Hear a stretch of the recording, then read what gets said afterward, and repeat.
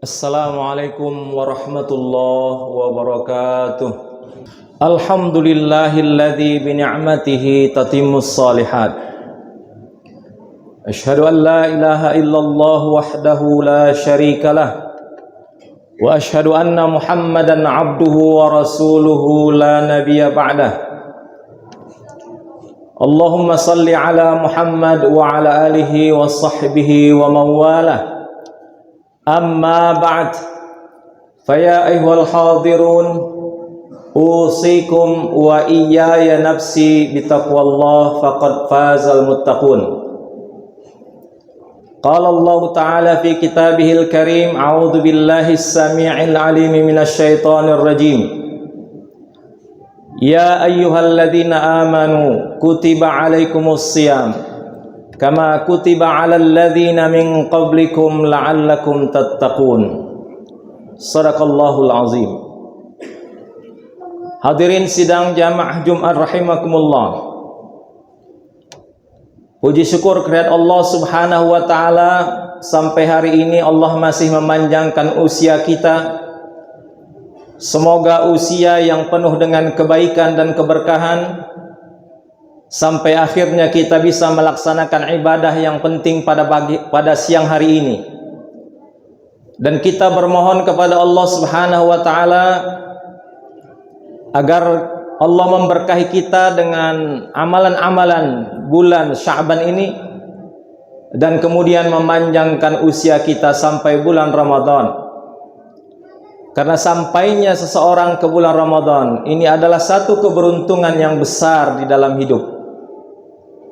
Di dalam satu riwayat diceritakan di mana ada seseorang, dia bermimpi di mana seseorang ini adalah seorang yang bertempur di medan perang bersama sahabatnya.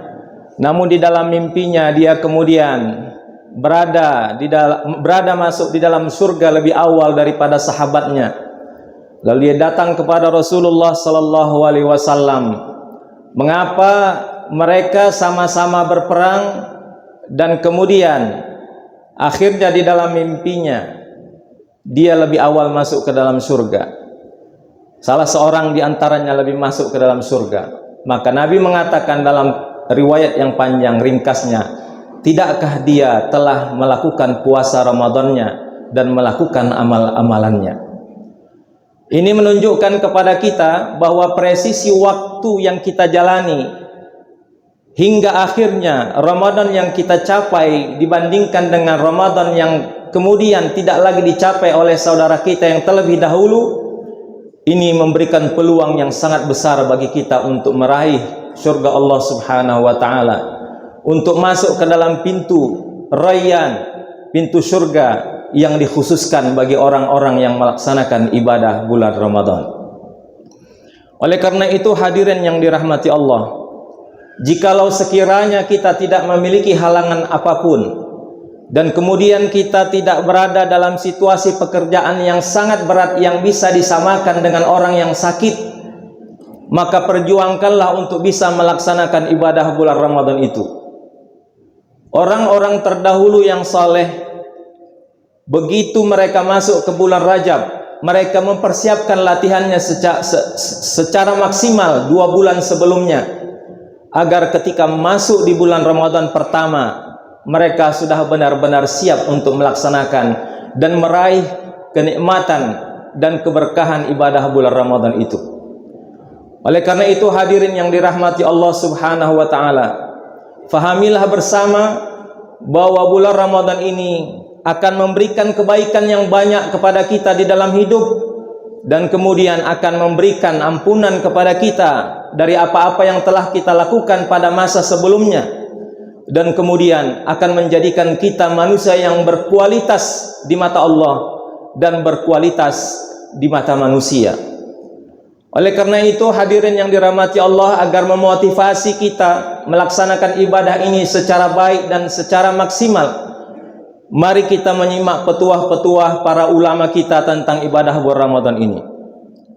Pertama, mari kita menambah wawasan dari waktu ke waktu tentang ibadah bulan Ramadan ini. Di dalam tulisan-tulisan para ulama terkait dengan ayat-ayat suci Al-Quran yang menceritakan tentang bulan Ramadan ini, bulan Ramadan ini yang akan datang kita jalani adalah merupakan bulan yang sesungguhnya udah jauh dipersiapkan buat sesuatu peristiwa yang besar bagi sejarah umat Islam.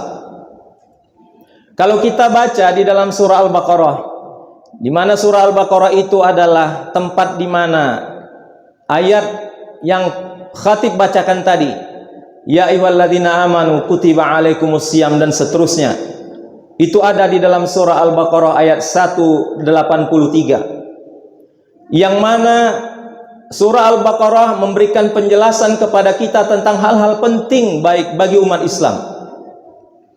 Yang pertama, sebelum bicara tentang puasa, di dalam surah Al-Baqarah Allah ceritakan tentang peralihan kiblat dari Baitul Maqdis ke Ka'bah.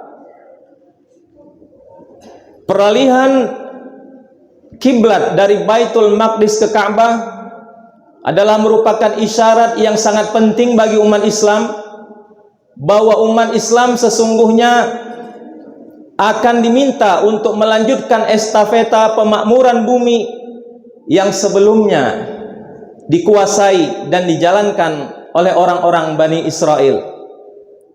Tetapi kemudian di dalam surah Al-Baqarah mulai dari ayat ke-17 dan seterusnya, Allah memberikan informasi kepada kita tentang dosa-dosa orang-orang Bani Israel, dan kemudian kesalahan-kesalahan mereka, dan kemudian kesalahan-kesalahan itu Allah peringatkan kepada mereka, dan sekaligus menjadi peringatan buat kita umat Islam agar jangan sampai kesalahan-kesalahan itu kita ulangi kembali, dan kemudian kita menghadapi kenestapaan dan menghadapi nasib yang buruk sebagaimana nasib buruk orang-orang Bani Israel, terutama pada saat dipimpin oleh Nabi Musa alaihissalam.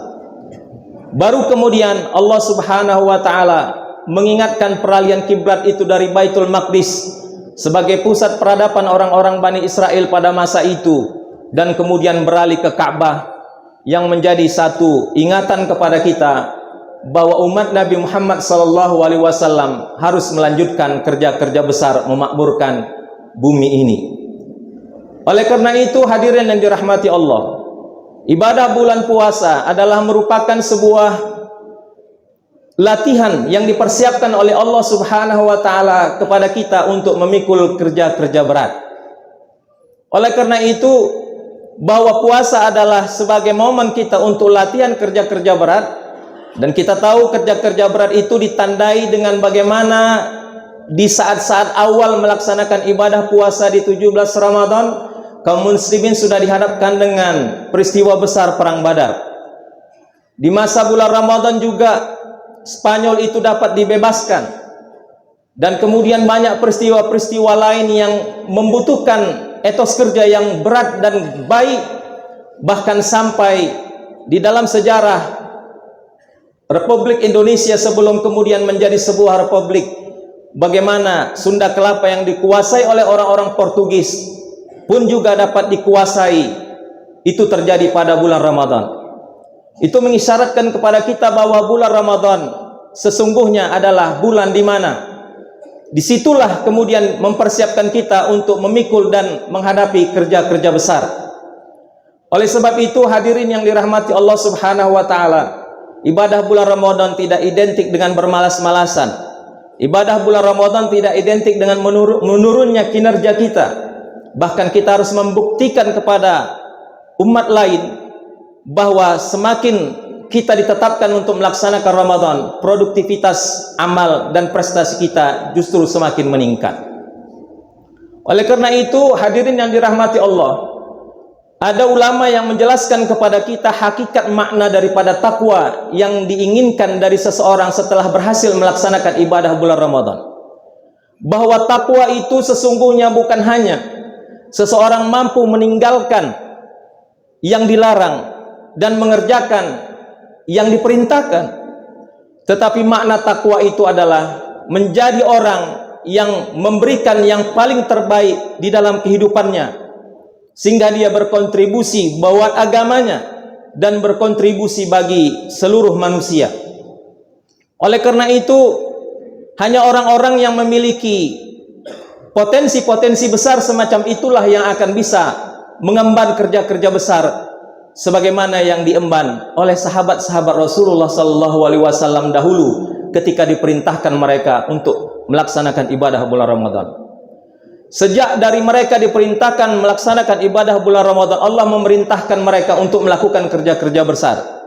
Wa qatilu fi sabilillahi alladhina yuqatilunakum. Hadapilah orang-orang yang menentang risalah kebaikan ketika risalah kebaikan yang diperintahkan kepada kalian untuk disebarluaskan. Maka sesudah itu Islam terus berkembang bukan hanya di Jazirah Arabia, tapi berkembang ke wilayah negeri Syam dan kemudian berkembang sampai ke wilayah Eropa, dan di masa Khalifah Utsman bin Affan bahwa Islam itu pun telah sampai ke Asia Tenggara di mana kita sekarang ini berada. Hadirin yang dirahmati Allah Subhanahu wa taala. Jadi, pengertian daripada takwa yang diharapkan kepada kita adalah agar kita menjadi orang yang paling terbaik di mata siapapun. Terbaik di mata Allah Subhanahu wa taala dengan melaksanakan dan melakukan hal-hal yang dilarang selama ibadah bulan Ramadan hanya untuk mencari ridhonya. Terbaik di hadapan manusia agar kita memiliki akhlak yang terbaik.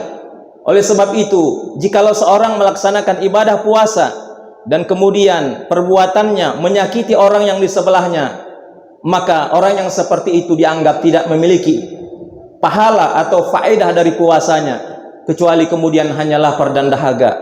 Tetapi kewajiban tetap harus dilaksanakan, kewajiban itu. Oleh karena itu, hadirin yang dirahmati Allah Subhanahu wa taala, mari terus kita perbaiki paradigma dan pengetahuan kita, apa sih sebetulnya ibadah bulan Ramadan yang diwajibkan kepada kita. Jangan sampai ibadah bulan Ramadan hanya sebatas rutinitas. Jikalau ibadah Ramadan ini difahami oleh kita sebagai rutinitas, inilah realitas kehidupan yang kita alami hari-hari ini. Karena kita semuanya adalah bukan orang-orang yang terbaik sebetulnya di mata Allah dan di hadapan orang-orang di sekeliling kita. Mari kita, hadirin yang dirahmati Allah, belajar dan terus belajar untuk menjadikan Ramadan ini sebagai latihan yang terbaik agar kita menjadi orang yang benar-benar dicintai oleh Allah Subhanahu wa taala dan kemudian dicintai oleh siapapun yang hidup bersama kita. Barakallahu li wa lakum fil Qur'anil azim wa nafa'ani wa iyyakum bima fihi minal ayati wa dzikril hakim. Aqulu qawli hadza wa astaghfirullah li wa lakum wa lisairil muslimina wal muslimati min kulli dhanbin fastaghfiruhu fa ya fawzal mustaghfirin wa ya najatat taibin.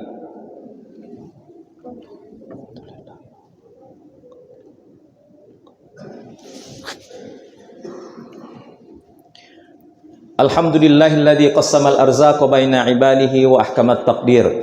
Asyhadu an la ilaha illallah wahdahu la syarika lahu wa asyhadu anna Muhammadan abduhu wa rasuluhu la nabiyya ba'dah. Allahumma salli ala Muhammad wa ala alihi wa sahbihi wa mawala amma ba'd. Fa ya ayyuhal hadirun usikum wa iyaya nafsi bitaqwallah faqad fazal muttaqun. Qala Allah ta'ala fi kitabil karim a'udzu billahi samil alim minasy syaithanir rajim.